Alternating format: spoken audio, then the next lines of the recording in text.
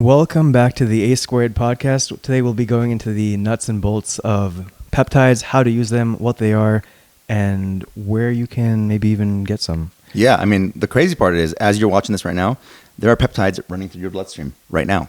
And everybody uses peptides every day. Our body uses peptides. But we need to kind of clarify what peptides are, how to use them, how to avoid being scammed. I'm sure a lot of you guys now, especially after watching this episode, will get ads for different types of peptides, people trying to tell you, here's this injection, here's this pill you can take, it's going to be revolutionary for your health. But there needs to be guidance for patients, for consumers, of how to use these things. But first of all, let's kind of define what a peptide is. Yeah, and so peptides are strings of amino acids, around 2 to 50 or so. And then once you get a little bit bigger, then you get into proteins. But you may think this is kind of like a weird fringe therapy, but really peptides have been in use since the early 1900s with things like insulin and things like Ozempic they've been hearing lately. They've been using therapies for erectile dysfunction, osteoporosis, all kinds of things. And so they really aren't a fringe, weird therapy that only hippie, holistic type people use. Yeah, and when people ask me what my favorite peptide is, I'm like, oh, insulin, because without it, you wouldn't be able to live. But, peptides, they're signaling molecules. They are created from one cell, and they go into your bloodstream and then signal to another cell to do more of something, to activate gene transcription, to try to change cellular biology. But when we're talking about peptides, we should probably make this key distinction. And this is really the distinction I don't see anybody out there making. There are peptides from a medical scientific perspective, which is, there are probably 100,000 plus different peptides in the human body. And there's peptides from a marketing perspective. And what's happened is there are a number of peptides that have therapeutic usage for health optimization, let's call it, that people have grouped together. They found they're able to either sell them or prescribe them through compounding pharmacies. And this is what's driving all this attention to this field, especially after the pandemic, as people think like, hey, maybe I can take my health into my own hands. I don't need to listen to a physician. I can be my own doctor. That's kind of a theme that's come up post-pandemic. So people are rushing into different places to buy or obtain peptides. So you've probably seen online. What are you seeing online when you're scrolling through TikTok, Instagram? Yeah, so the big one that most people have heard of, especially in the last couple of years, has been Ozempic, right, or Zepbound or Mounjaro, different GLP-1 and related compounds that help with weight loss, satiety, hunger management, things like that. And maybe we can go into a little bit of what GLP-1s are and that whole class of medications and how we can use this to help us get in better shape or even overall improve our general health. Yeah, so this is a peptide that's made in your gut. After you eat, this peptide is made by your gastrointestinal system. It's released into the body. It has a number of effects. Pretty much affects almost every organ system: your brain, your heart, your muscular skeletal system, your fat cells. And there's an interesting story there that comes up with this peptide. Is that the way they discovered it is that there's this Gila monster lizard that find in Arizona, and its bite can cause pancreatitis. And they kind of sampled the venom from this Gila monster lizard thingy, and they found this GLP-1 peptide in it. They made a drug called exenatide for diabetics. They found that diabetics that were taking these drugs were losing a lot of weight. So, I think 2021 or 2022, it gets FDA approved for weight loss, and now it's all the rage. You'll see all of your favorite celebrities taking this peptide. You'll see your TikTok feed inundated with either actual GLP-1, prescription grade, or supplements that claim that it can raise GLP-1. There's a probiotic that raises GLP-1. This supplement that raises GLP-1. Most of it is just a lot of nonsense. But when it comes down to it, you're prescribing GLP-1s. I'm prescribing GLP-1s. There's a range of grades of these compounds that you can get. And what you have to realize is when it comes to health, it brings out all the marketing and all the business people, because they realize that you as an individual care about your health. You're willing to spend money on your health. So there's a lot of people that are either trying to take advantage of that, or some people that are unscrupulous that want to take advantage of your health and sell you things. So you kind of mentioned some names. So what are the prescription grade that you're going to get when it comes to GLP-1s? So with GLP-1s, there's different categories, some targeted specifically for diabetes and then some targeted for weight loss. Mm-hmm. So things like Wegovy, Januvia, Ozempic. Right. Then you'll have liraglutide, Saxenda. You'll have Zepbound, Mounjaro, Tirzepatide. Right. These are kind of like the big, couple of the big classes. And then what I want to do is break it down for you guys when it comes to peptide, that there are 3 ways that these can be obtained, and within each category there's separate categories. But I think if you frame this and understand these categories, you can kind of understand what's being marketed to you, and you can make smarter choices as a consumer. Number 1, there's a prescription grade. So this is coming from an FDA approved pharmacy. It's coming from a big pharma company, for all of you people that are anti-big pharma. So semaglutide is the chemical or the compound that people are wanting to use. So the prescription grade would be Ozempic for diabetes, and then it's rebranded, because these pharma companies rebrand things for copyright reasons, as Wegovy for weight loss. So number 1, you have pharma grade, prescription grade compounds. The next level under that is compounded semaglutide. So what's happened is there are compounding pharmacies. These are also FDA inspected and FDA approved locations, but they're not big pharma companies. They will make these compounds themselves and then allow people to obtain them through prescription from a physician. So this will be semaglutide or tirzepatide without the fancy pharma pen. It'll just be in a vial, and people can obtain this through doctor's prescription. There are probably now tens, if not hundreds, of companies that are offering you that you'll get ads on your Instagram feed. Like, you want to lose weight? Here's semaglutide compounded for a fraction of the price. And then the third level, so you have pharma, prescription, compounded grade, and then you have research grade. So the research grade peptides are peptides that are made in someone's lab. No one knows the quality of this. No one's really testing it. They claim that they can tell you purity, but no one really knows. Usually they're bought from China and imported over, and someone puts them in a vial and sells them to you. And they put not for human consumption, and that they're only research grade. So these peptides are now, people are just buying them, usually using Venmo or Cash App or these kind of non-direct payments, and they're getting them without a prescription and then using the peptides. And we'll say this now and probably hear it throughout the podcast. If you're going to use these peptides, it should be prescription or compounded grade under the supervision of a clinician, a physician. You shouldn't be just using things haphazardly. Not only are they not safe, you may be using the wrong doses, wrong things. Of course, people are going to do that anyways, but you kind of have to weigh the risks and balances of the safety, the profile there.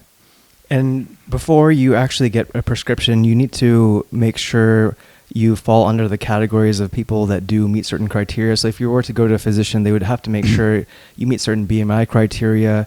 You don't have precluding factors like pancreatitis, right, certain thyroid cancers, history of bowel obstruction, all kinds of things like that can sometimes play a part as well.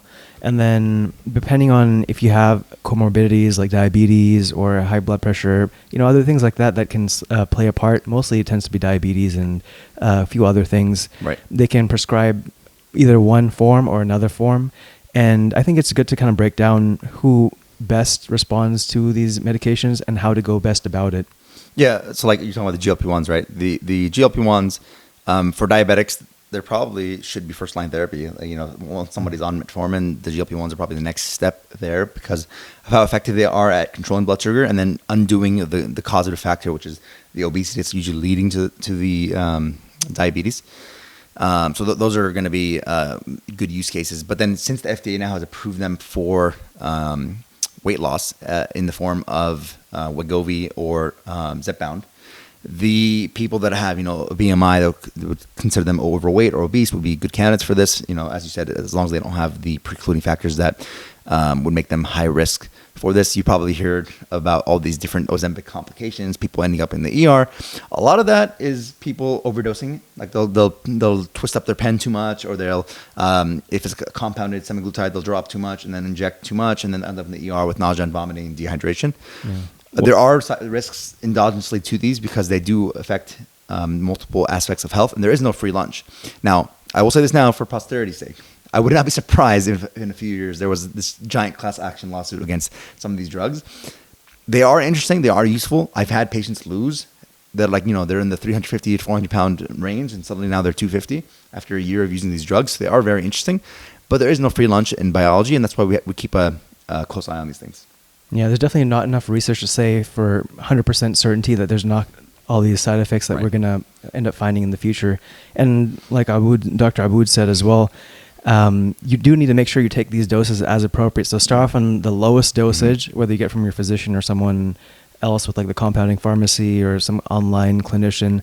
start off on the lowest dose and slowly work up. Usually we recommend every 4 weeks we slowly titrate the dose up based on how you're doing, and really make sure you follow the instructions. Usually most of these are once weekly injections, subcutaneously, but I've had patients mistake the instructions and even inject the weekly medication daily, and they overdose, like Dr. Abdul was saying. And fortunately, they didn't end up in the ER or anything like that.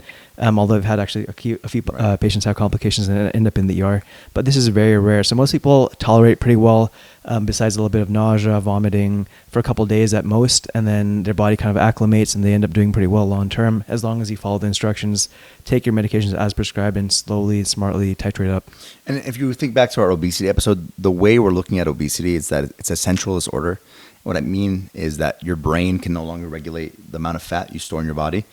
You look back at the leptin episode and all these things. These GLP-1s actually kind of change the programming of your brain to crave less food. So your body stops having this giant appetite. You can get into caloric restriction and lose weight. A lot of people focus on the appetite perspective of it, but really it's working through what I would call brain reprogramming. We'll probably have another episode fully on the risk and benefits of these. Like, for example, just yesterday I was looking at a study that in Nature came out, I think October of 2024, that people have higher risk of depression and anxiety while on these therapies. So, it's going to be interesting to see. I'm neither in the big pharma is evil and I hate GLP-1 camp, nor am I in the camp that everyone should be on them. It should be a risk-benefit discussion with the clinician, and you should keep a close eye on the data.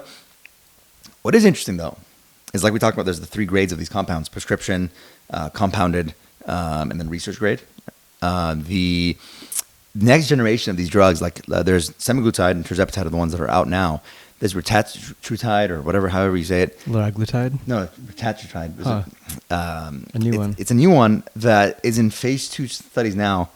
The crazy part is the research grade websites already have this compound. So it hasn't even been FDA approved yet. The compounding pharmacies haven't started making it yet because they're ready to make it. They have the formula ready and they're getting their engine started. But the research grade chemicals are already selling these compounds, and some people already that I know, you'll find them online. They're already taking this compound. Oh, I think I read about it. Yeah, so on Reddit. Exactly. Yeah. So people are kind of taking their health under their own control, which has its pros and cons. But I think the safest is going to be always to get it prescribed either through a regular pharmacy or through a compound pharmacy, and that's going to give you the best results when it comes to kind of these therapies. And I think I really want to see patients try really hard through all the possible behavioral lifestyle interventions first and actually give it 100% effort. Right. Because some people, they'll just see these medications, see the possible benefits, see all these people online getting all these positive results, and they just jump on the medication because we want a quick fix, that pill, that injection that'll cure all their problems right away. But really making that effort initially to just try and do everything you can through lifestyle interventions, through all those things that we talked about before, with getting your circadian rhythm under control, with sunlight, all these things, will give you the right habits to, one, make sure you lose as much as possible and minimize risk of side effects. And then also, once you get on these medications, if you do end up getting on, then it'll maximize your effectiveness of your whole overall protocol. And then I've had multiple patients ask me, is this something I have to take forever? And to minimize the risk of having to take it forever, you need to develop those underlying infrastructures, these mechanisms, these pathways, so that you can stay in that lower body fat, better health state when you're off of these medications. But you need to have that lifestyle intervention in place in addition to the supplement of the GLP-1s, or you're not going to have the best outcomes. Yeah, and the way I like to talk about this is like a training wheel approach, in that some patients, they kind of are struggling to get started with their weight loss. They're trying to fix their habits. They're under high stress. They're mothers. They're working night shift, whatever it is. And you start this medication at a low dose for a longer period of time. You kind of help them change their habits, fix their dietary patterns, fix the relationship with food, their stress, their sleep, and then slowly you can pull that back. But if somebody just takes this medication, maxes out the dose, is still eating potato chips and drinking soda all day, yes, they'll lose weight, but they won't look good. That so-called Ozempic face that people are having as they lose so much weight in an unhealthy fashion. And once you remove the drug, they're just going to regain the weight because they didn't, change their set point of their body. They didn't really manipulate their underlying health patterns. Yeah, and you mentioned the Ozempic face, and I think that's a good point to bring up, because nowadays you'll have most people tend to be obese in America, at least, and they're trying to lose weight. But then you also have people of a normal or slightly above normal body weight, or even on the leaner side. I've had a couple of people I know who are actually leaner who end up going to these weight loss clinics, getting prescribed Ozempic, get the Ozempic face, because they want to get really low body fat. And sometimes for them, they don't, or they overestimate the benefits and underestimate the risks long term. Yeah, like I won't prescribe for somebody usually under a BMI of 25. And I don't think it's a good drug to use for 20 pounds of weight loss, like, a quick summer cut. I think that this is more for somebody, who's, over 300 pounds, a BMI of 30 plus, 35, that's really struggling, that's, considering gastric bypass surgery. Those are the real people that will benefit from this drug, because if you think about those people, the risks of not doing something aggressive for weight loss is probably bigger than the risks that might come with the GLP-1 drugs. And if they didn't take the GLP-1s, they'd probably be on a blood pressure med and other diabetic meds and all these various meds to treat complications of obesity. So why not go upstream and treat the obesity itself? I don't think it should be for vanity the way like these celebrities are using it. Like, hey, I'm just going to, thin out a little bit. You can even tell their arms look very frail because they're losing more muscle mass.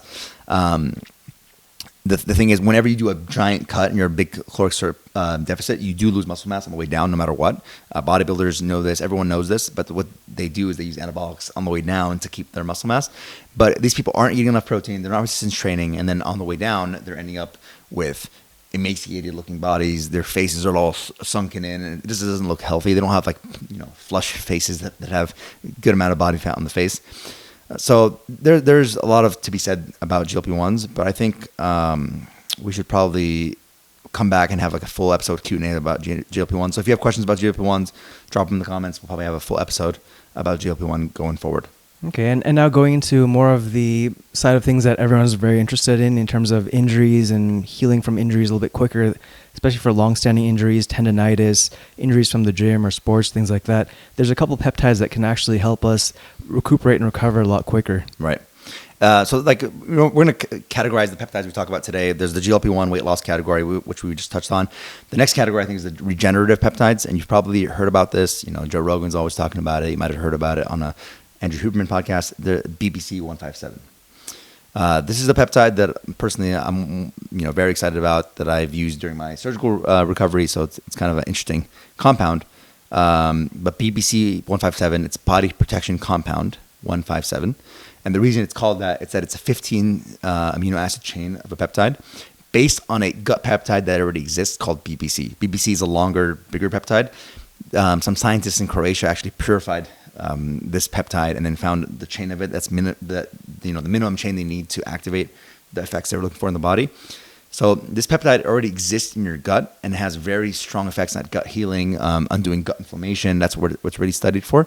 But what they're finding is that if you inject this peptide in other sites, you'll have positive results on healing faster, blood flow, collagen synthesis, all these kind of things. And so nowadays online, you see this all over in the bodybuilding community, the powerlifting community, the jiu-jitsu community is rampant with BPC use. Right. Everyone in the gyms is trying to get on BPC from various research grade sites and things like that. How have you used BPC in terms of recovering from your knee surgery? Yes. So BPC 157, because it's already a gut peptide, you have two ways of accessing it. It could be orally administered and it stays alive to the gut acid, or it could be injectable into the site.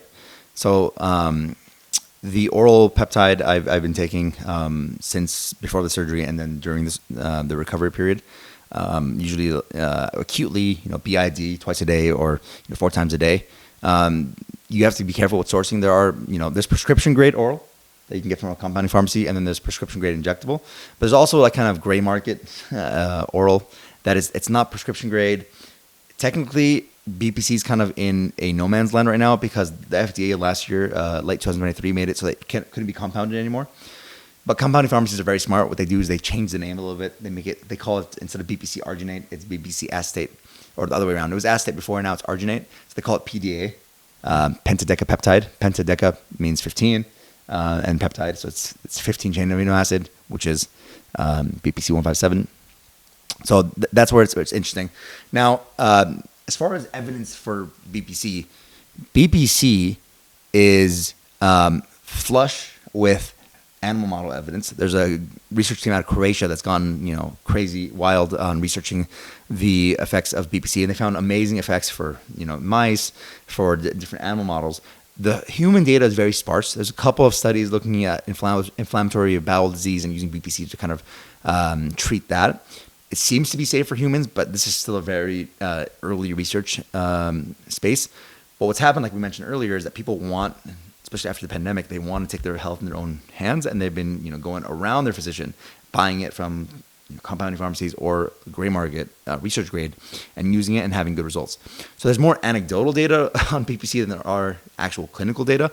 We're hopeful that more clinical data comes out, but it seems that because there isn't really an incentive to make it into a pharmaceutical, or someone's not going to make money into it, because I don't know who owns the patent now, but it seems that it would probably sell really well, but unfortunately there isn't enough data right now to strongly recommend for it or even know how safe it would be long term.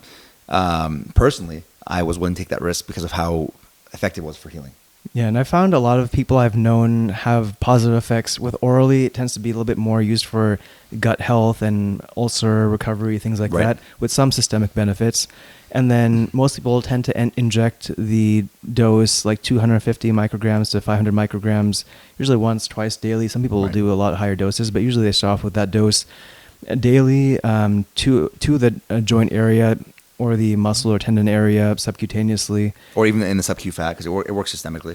Mm-hmm. So I tend to find people tend to do pretty well with that kind of dose. There are some harder responders, and then for those people, they might end up using something like TB500 on top of it, or some of the RP, GHRH related peptides. But we'll get in those. We'll get to that in a second. Yeah, because what they found BPC does is that it increases the amount of growth hormone receptors on the injured site. So if you were to inject BPC into, let's say for me, I had an ACL surgery, and then I injected BPC locally. If I had sufficient growth hormone in my bloodstream every night from proper sleep habits, all those things, then that growth hormone could be more effective at helping to regenerate and heal the tendon, the ligament, the area of injury, post-surgically, whatever it may be. That's where it becomes interesting. Like you kind of mentioned for the GI stuff, I see a future where just like everybody has ibuprofen, Tylenol bottles in their house, everybody should probably have a PPC bottle with it, because it has profound effects when it comes to the gut. Like if, for example, let's say you go out and eat like really spicy Indian food, your gut's a mess. BPC kind of demolishes that effect, like magical. And it's really doing that by protecting. They call the cytoprotection model, which is more of like an Eastern European research idea that hasn't really found mainstream here stateside, which that it's protecting the actual cells of the gut, so they're not as inflamed from the very spicy food, from like some kind of acute insult from ulcers, whatever it may be. So it helps heal the gut lining. That's where it becomes interesting. Through and the mechanism isn't even that clear. Like if you look at all these papers, they don't really elucidate a clear mechanism. Besides to say that it's improving blood flow and collagen synthesis and GH receptors. So it's involved in that pathway. I think as more research comes out, it's going to be interesting. So that's the gut for when it comes to oral. And then honestly, I think BPC would be an amazing essential item in the future as part of like a traveler's kind of bag, so that when you go traveling, regardless of where you are, you're eating street food, most people end up getting sick. This is a great way to mitigate some of those risks and side effects and make sure you have a great trip without having traveler's diarrhea or gastroenteritis in the future. Yeah, whenever I travel, I always have a bottle of BPC 157 with me as a protection. Free game. Yeah, exactly. No, but you say pregame. The very interesting thing about BPC 157 is it has very profound cognitive effects. And what they're finding, there's been a paper came out, I believe this year, that it kind of is like the ultimate stabilizing effect for any kind of psychiatric or cognitive insult. And what I mean is, for example, this is mice data, but when they gave the mice a lot of ethanol, alcohol, and BPC, they got less drunk. But when they fed them a bunch of ethanol and then pulled it back and then had them withdraw, they didn't withdraw as bad when they were on the BPC. So it kind of makes you come into a nice center, kind of a midpoint, instead of being cognitively either too drunk or withdrawing and hyper anxious. We manage a lot of patients that have acute alcohol withdrawal. It's a very scary thing. It'd be interesting in that case if people would just get a BPC infusion or oral BPC to kind of help with alcohol withdrawal. On top of that, I've seen reports of both these things. People tell me that they take Adderall and they take their BPC and their Adderall stops working. So it seems that the BPC prevents you from getting too elated, too energized with Adderall. But at the same time, it doesn't let you withdraw from Adderall either. Also, people have messaged me saying, "Hey, my SSRI, my serotonin selective reuptake inhibitor, is no longer working." It's an antidepressant. Yeah. So it seems that BPC, on top of its gut effects, it has a profound effect on the mind in stabilizing the mind and not letting you go too far one way or too far the other way. Yeah, and what's interesting is I remember actually this week I had a school athlete who went to a party, overdosed on alcohol. He's having alcohol hallucinations and all kinds of things. I wish I could have recommended him BPC, but unfortunately with the whole legal aspect and side of things, I wasn't able to. So, yeah, I mean, a lot of research is needed, and it's such a powerful compound for like GI medicine that should be looking at it. There's a lot of anecdotal reports on IBS, even IBD. People are saying, once again, this isn't researched, if sufficiently yet, about the people having positive effects. And then on top of that, from a psychiatric neurological perspective, it seems that to be a very useful tool. Like when I first got BPC, I was studying for my boards. I was taking a high amount of caffeine every day, and the caffeine wasn't like kicking like usual, so the BPC was canceling that out. But when I stopped studying and I drank way less coffee, I didn't have those caffeine withdrawal headaches or didn't have like that big desire for caffeine, because it seems that BPC kind of stabilizes the brain in a nice set point, which would be amazing for psychiatry. So that we talk about the gut effects, psychological, neurological effects, and then there's the wound healing effects that seem to be linked to that gut healing. There is this interesting, gut-brain axis, gut-skin axis, gut whatever axis. Everything kind of starts in the gut. Hippocrates said all health and disease starts in the gut. So if you're able to heal the gut, it seems that you can heal other sites in the body. Because people that have really inflamed guts, they tend to have like worse health everywhere else. It's a disaster for them. But BPC 157, either orally from its gut effects or locally injected into your elbow, into your knee, whatever it is, seems to have positive effects.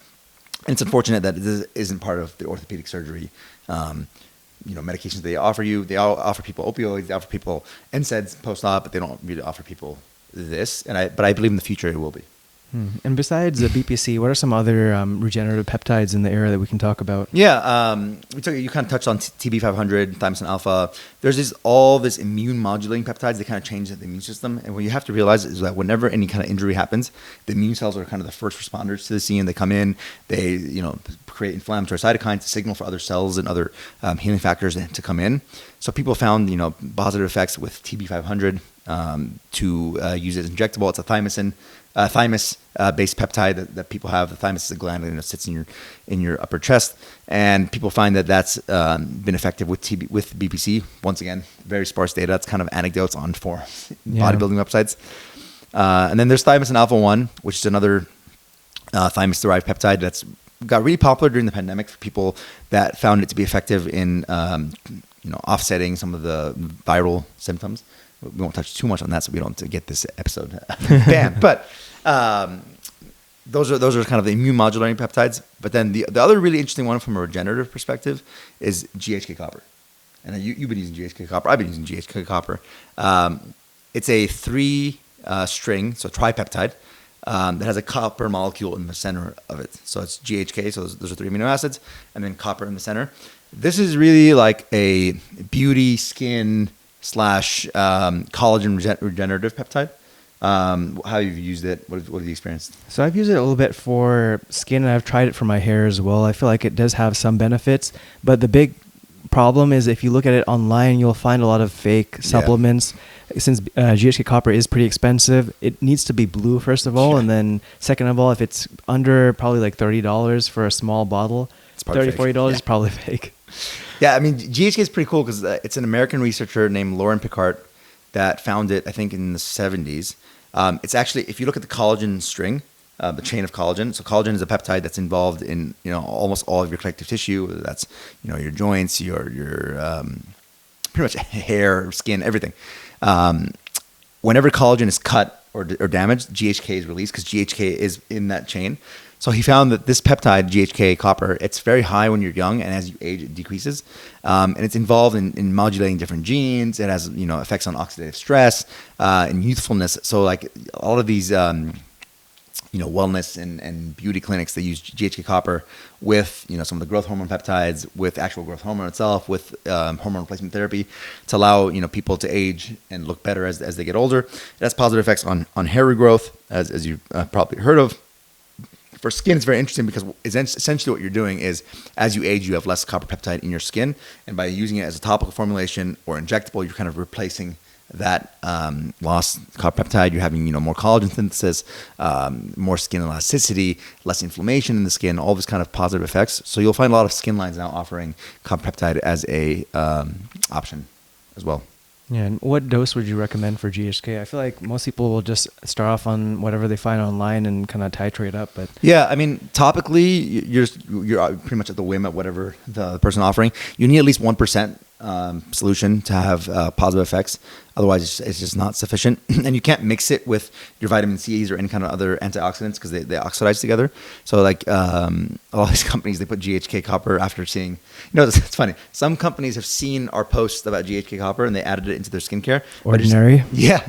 But I mean, I think the Ordinary had it for a while before. But they put it in with other compounds and oxidizes. And then it ends up being black and not even blue anymore. So they don't understand skin science very well. You have to have a good skin formulation for this. But I just put it on topically pretty much daily, and then I used it acutely during the injury because it has such good collagen effects. Injectable. I don't think you can get it from compounding pharmacies anymore. But if you're able to, that would be the way to get it. It's not available yet as a prescription, typical pharma place. You'd have to get it through compounding pharmacies. Just like BPC, we kind of didn't touch about that. So remember our three levels of compounds. There's prescription grade. BPC doesn't exist yet in the prescription grade. There's compounding prescription grade, which you can get it there sometimes. Most pharmacies, the FDA kind of slapped on the wrist and said you can't prescribe it anymore. But it's available from all the research companies. They have the BPC. GHK is kind of similar. There's no farm. You can't walk in Walgreens and get GHK.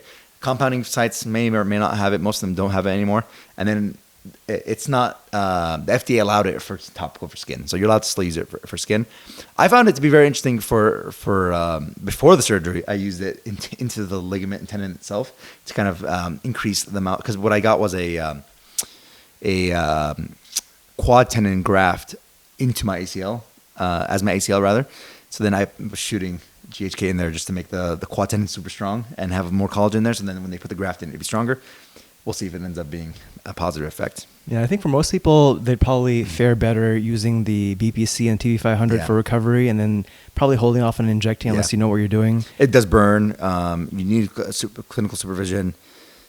This is a very interesting space because there's so much great things that could happen. And then if you take like a side soapbox here, modern medicine is very good at treating acute problems, but it's very bad if you are somebody who's already healthy and want to take your game to the next level. If you want to enhance your recovery from, the gym, from jiu-jitsu, you want to enhance beauty. And that's what opens up the whole market for these, somewhat shady health and beauty clinics that aren't really operating in the realm of science. They're just kind of going off the hype. There is hopefully a space in between where someone who's rigorously looking at these topics from a evidence-informed perspective, not evidence-limited, and then using them to help patients. That's why a lot of patients now, if people are of means, they're able to go to these anti-aging docs and get these treatments. For example, the very common treatment people are getting is growth hormone, or like a tesamorelin, ipamorelin growth hormone releasing peptide with GHK copper with hormone replacement therapy, especially for ladies that, those actors that you see, they're 50, but they look like they're 30. They're getting copper peptide, they're getting growth hormones to keep their skin fresh and young, and then they're on estrogen and progesterone to keep their youthfulness. It's not some kind of secret that they have. It's really that they have a good doctor in their pocket. Yeah, and modern medicine or modern American healthcare does a good job of, or does a moderately good job, does a decent job, I don't know, of helping most of the population get most of their metrics taken care of. But where it really fails, unfortunately, is with individualized medicine catered to your specific needs and circumstances. And so these peptides offer that therapeutic window in that space where you can try to individualize your medicine a little bit more. But sometimes a lot of these doctors aren't the most well-equipped, unfortunately, with knowledge and information in this space. And they're kind of crippled with FDA and things, unfortunately, as well. But that's probably a whole nother discussion. Yeah. But to kind of sum that up, copper peptides, great for your skin, probably good for your hair. A lot of positive effects there. But we kind of kept mentioning them. Let's talk about these GHRHs/GHRPs. So this is an interesting category of peptides and hormones. Everybody knows about growth hormone. And It's people are very interested in growth hormone, like you're saying, because of things like muscle mass, Yes. fat loss, energy, Anti-aging, youthfulness, yeah. like you mentioned. And then there are a couple peptides that can not serve as growth hormone itself, which would be a hormone that's a little bit higher level case situation. But these peptides help stimulate the growth hormone production. So Yeah. could you walk us through some of these peptides? Yeah. So just to give everyone the framework, we'll start off. The GHRPs are actually available across all three categories. You can get it prescribed from a traditional doctor, you can get it compounded from a compound pharmacy, and you can get it research grade. So this is an interesting case where there are clinical indications, FDA approved indications for these. Like for if you have example, tesamorelin. Yeah. Tesamorelin is a GHR growth hormone releasing peptide, and it works through making your body make more growth hormone. So your pituitary gland in your brain makes growth hormone, and tesamorelin stimulates the production of growth hormone. This peptide was actually FDA approved for people who have HIV and they have lipodystrophy. Now, I would say the majority of people using this compound are not using it for that indication. They're using it because it helps with growth hormone production, for muscle mass, for fat loss, for all these kind of different indications. Yeah, I mean, it's interesting seeing actually patients with lipodystrophy in clinic. I remember the first time seeing it, but we didn't end up using tesamorelin in clinic. I think the orthopedic surgeon at that time wasn't even aware of the peptide, unfortunately. But a lot of patients will have great benefit using peptides like this in conjunction with other therapies. Right. Nowadays, though, a lot of bodybuilders, like you're mentioning, or people trying to recover from injuries will use it in conjunction with the BPC and the TB500 to help with their recovery rates. And then some people, even without injuries, will use it, tesamorelin, ipamorelin, sermorelin, CJC, in conjunction to help boost their muscle growth, reduce their fat loss, or increase their fat loss. Yeah. And then overall, even help with things like sleep. Right, because growth hormone is very, very involved in the process of sleep and recovery. So people take this before they sleep. They'll have more growth hormone production. They'll sleep better. And then we kind of mentioned a lot of jargon. There's GHRHs and GHRPs. So the growth hormone releasing hormones and growth hormone releasing peptides. There's different ones in each category. You'll hear the orelin, like sermorelin, ipamorelin, tesamorelin. They're all in these category peptides. You don't need to know the difference between the two. It gets very complicated. People will actually stack them together, like one GHRH, one GHRP. For example, like CJC with ipamorelin. That way you get a bigger and higher peak of the amount of growth hormone you produce. Where would this be used clinically? If somebody has like a congenital or some kind of acquired IGF-1 or GH hormone deficiency. So a lab test people can get is IGF-1. This gets interesting for people, teenagers that aren't growing as much. Nowadays, most endocrinologists will just put them on pure growth hormone, but there was research, maybe 20 years ago about using these peptides as a way to offset some of these kids that aren't growing well. If somebody, has low IGF-1 as they're aging, a lot of these anti-aging clinics will come in. This wouldn't be the traditional doctor you're going to find at your primary care clinic, but the anti-aging doctors will check your IGF-1. They'll say, hey, your IGF-1 is low. You're a 60-year-old, but you want to perform like you're 40. So let's replace your IGF-1 through these peptides, raise your growth hormone, therefore raise your IGF-1. So what happens is growth hormone comes from your pituitary, insulin comes from your pancreas. Together in your liver, they produce IGF-1. That's insulin-like growth factor. That gives you all the positive effects that people associate with growth hormone. So if people will have a deficiency in growth hormone and they will take these peptides. Now, where does the risk come in? With go ahead, sorry. With excessive growth hormone. There you go. People worry about cancer and these kind of things because if you're running a higher growth hormone environment, are you at higher risk for cancer? Are you actually aging faster? Despite your skin looking younger and you feeling younger, are you causing more cell turnover, more cellular reproduction and replication? Is that causing you to age kind of faster than you would have otherwise? And you see this a lot with the bodybuilding community. People that go on crazy high doses of growth hormone, they'll have the growth hormone gut where their organs are swelling, their tongue is swelling, they have cardiomegaly. Some of them end up in the ICU. Their face ages even because they're Yes. growth hormone. Because the bones here grow, your jaw grows bigger. You'll notice the side of their heads, they come like these growth hormone kind of goblins with giant sides of their heads. You can tell if someone's on growth hormone. It's very, very clear. Someone's abusing growth hormone. I think the interesting case for like an anti-aging, wellness perspective is using small amounts of this to keep your IGF-1 higher as you age, so you feel better, you're more energetic. Because what people talk about a lot is andropause or menopause. Andropause meaning when testosterone levels decrease as people age, and then menopause is when ladies lose their menstrual cycle and then they lose their estrogen, progesterone. But there's also something called somatopause, and usually after your 30s, the amount of growth hormone you produce drops off precipitously, which is probably safer for most people, given that they're baseline not healthy, they're at high risk for cancers. You don't want a lot of growth hormone there. But for somebody who's healthy, active, fit, is looking to become a centenarian, maybe using some of these peptides would give them more growth hormone as they age, so they age more gracefully. And some people are willing to make that trade. Hey, I'd rather be a super fit, energetic 50-year-old than be a decrepit 80-year-old. And they'll take a few years off the edge of their lifespan for more wellness now.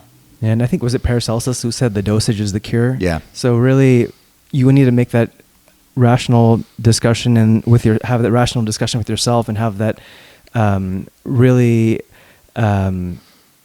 goal-directed kind of vision of whether you want to make trade-offs now or later. And then even you can have the intermediary where you do have some of the benefits of maybe like a low dose or moderate dose growth hormone boost without having significant reductions in your end of life kind of quality or duration. Cancers and stuff. Exactly. But then that would be under the care of a clinician. You're getting labs. You're checking your IGF-1 levels. You don't want to run your IGF-1 at 500 while you're 50 and you have possible colon cancer brewing, and you're not getting screened for colon cancer. You're not getting your PSA checked. You're not getting all these things.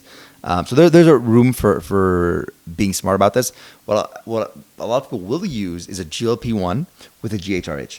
So, for example, someone will be on Ozempic, Wegovy, whatever it is, with a sermorelin, so that they minimize the amount of muscle they lose as they lose the fat. So you kind of recompose your body a little better. You're more muscular, more fit. You have more energy levels as you're going through that cut. So what I call it is like there's Walmart GLP-1 therapy, and then there's like premium. You're going to the top of the line. You're getting your Louis Vuitton experience, which is going to be GHRHs with GHRPs, or a GLP-1 with like actual growth hormone itself. Yeah, and I find also the dosage and the timing is important. Like you want to generally take growth hormone releasing peptides, I find usually a couple hours after eating, so you don't conflict with the insulin spike. And I find a lot of people tend to do better with taking it later on in the day. Because if your IGF-1 gets pretty high, you will get more tired, which is useful if you want to sleep. So you'll sleep more. The other thing is if you have too much insulin and acting, you get this compound called somatostatin, which blocks the amount of growth hormone release. So you want to take that on an empty stomach. That's why usually people will take it. They've ate dinner, they don't eat for 2 hours and take it right before bed. But there's a lot of ways you can kind of augment these. These are like a daily or BID even injectables.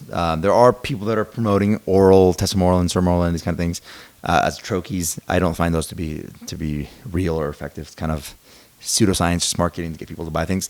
Like we mentioned, everyone's going to market these things to you, so it's better that you are equipped with knowledge, so you're able to kind of engage with the market in a proper fashion. Okay, and then the last category of peptides we'll talk on today would be the melanocortin related peptides. So these are very interesting peptides because some of them are FDA approved, they're used clinically, and then some of them are more bodybuilder research grade peptides. So the melanocortins work on the melanocortin system. These are derivatives of melanocyte stimulating hormone, MSH. So what people find, sidetrack.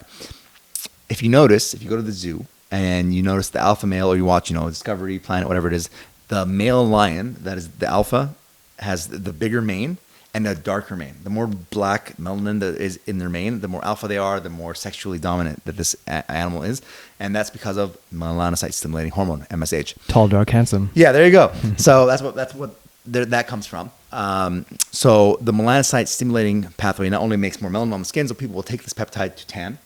It also increases libido, and it also decreases appetite. So people like these peptides. If they're bikini models, they're doing a prep for a bodybuilding show, they use these peptides to kind of tan, to not be hungry, to lose weight, and to have higher libido. Yeah, and that's important for the bodybuilding community when they're trying to cut weight. Usually you'll find as you get lower and lower body fat, your natural libido will go down. So it's important to kind of try and make up for some of that to go about your daily life. But then also a lot of people, whether they're depressed or as they're getting older, some of their hormones are kind of out of whack and they want to improve their libido. Yeah. How can things like PT141 be used to help them, whether they're like in relationships and they're trying to make up for like a partner whose libidos are not in sync, or they just find in general they're not having that same vigor that they're having from when they were younger? Yeah, so I think we can start backwards. We'll start with PT141. PT141, bremelanotide, is an FDA-approved medication for female, I think, hypoactive sexual desire disorder. It's like low libido in ladies. It's an injectable medication that people take, and it binds to the melanocortin system, and it turns on libido, turns on sexual function. It's under the brand name, I believe, Vyleesi is what they call it. Of course, people like it for, they also use it from the research grade, so people will just buy it online. Very suspect websites, very suspect sourcing, but they'll use it for that purpose as well.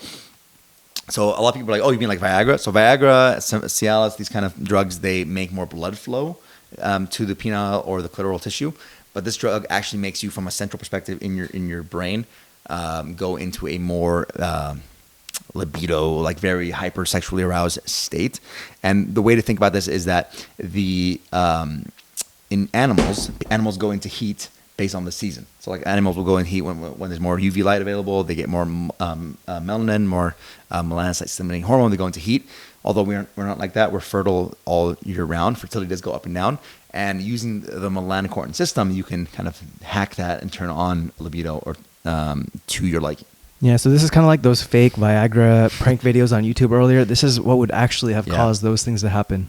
Yeah, so like guys that take this, they will like have spontaneous erections all day. They will be unable to do anything but have sex, essentially, if they take a high enough dose. Ladies that take this, you'll hear reports of ladies that have like no desire for sex and something. They take this and kind of saves people's marriages because especially after menopause, there's less hormones around. So you'll go to an anti-aging clinic. They'll offer you your hormone replacement to kind of bring back your libido, and then they'll offer like the lady like estrogen, progesterone, maybe a low dose testosterone. We can kind of get into that a different episode, and they give you PT141 as the gas pedal on top of all that. The interesting thing is that I don't think many doctors know that this is available as a prescription. It's not even like you ever seen it in clinic? I've never seen it in clinic. Yeah, and it's available to be prescribed, but no one really knows about it. The other two in this category that are famous are melanotan 1 and melanotan 2. They're also derivatives of MSH. Melanotan 1 is more peripheral. Melanotan 2 works more central. So melanotan 2 has a lot of the sexual effects. And that's how they kind of got the idea for PT141, that melanotan 2 would be injected. It would cause yawning and erections as a side effect. Okay, maybe we can take advantage of this and use it as a sexual disorder drug. So melanotan 2 works centrally. It passes the blood-brain barrier. It causes you to tan.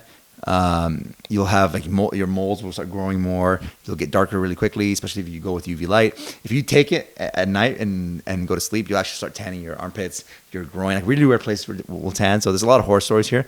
Melanotan 2 is not an FDA approved medication. Melanotan 1 is, I believe, and that was because they used it for a condition where people had high risk of sunburning. So they used the melanotan as a kind of a protective drug to increase melanin in the skin and protect the people's skin.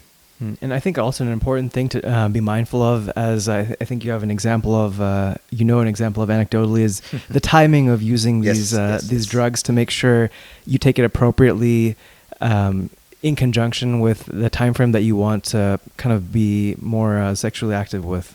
Yeah. So melanotan 1 is called afamelanotide, sold under brand name Senesi, whatever, however you say that. It's to prevent phototoxicity. So interestingly, now modern dermatology tells you like stay out of the sun, put sunscreen on, blah, blah, blah, protect your skin. The idea before was like, hey, we know that people that have more melanin in their skin are less susceptible to basal cell, squamous cell carcinoma of the skin. So why don't we just increase the melanin in people to kind of prevent these kind of things? That's a debatable topic, and I don't think the field of dermatology has really gone down that path. I think dermatology has kind of pivoted towards just protect your skin, wear sunglasses, and all these things, which is I find detestable. But nonetheless, like you mentioned, people have to realize that there's a certain time course for these drugs, and they have to use properly, because if you use it the wrong time, you'll end up you going to work with a massive heart on. And we know people that have experienced that personally. Great. Well, And then that list of peptides is always growing and always adding. There's a bunch of other peptides, MOTS-C that increases mitochondrial function, pinilion, epithelon, which are like anti-aging, increasing melatonin production, increasing deep sleep. These are all things that are like in the pipeline. What I will say is there's a Russian scientist named Kavasin, I believe. He was making all these peptides and bioregulators. They were very advanced on that research, Soviet. What you'll notice is when it comes to FDA and American research, it's really about making drugs that kind of put a bandage on the prescription, give somebody a subscription model approach where they're on the drug every month. When you go to the Soviets, they were looking for drugs to like enhance athletics, enhance astronauts. So they found some really interesting compounds, and that's why all of these compounds come from that part of the world rather than here stateside. So I am not very excited about peptides when it comes to the United States, but I think globally you'll see people using these more and more. Yeah, and we'll definitely have more episodes in the future as more research comes out on all of these different therapies. So drop all the questions you have. We'll have a Q&A episode just about peptides. I think we'll also have an episode about like what peptides I personally used after surgery, what peptides you're using for your elbow, your shoulder, all that kind of stuff, how you went to work with PT-141. But we'll leave it there. Please like, subscribe, do all the fun stuff. Leave your questions about peptides, and we'll see you guys in the next one.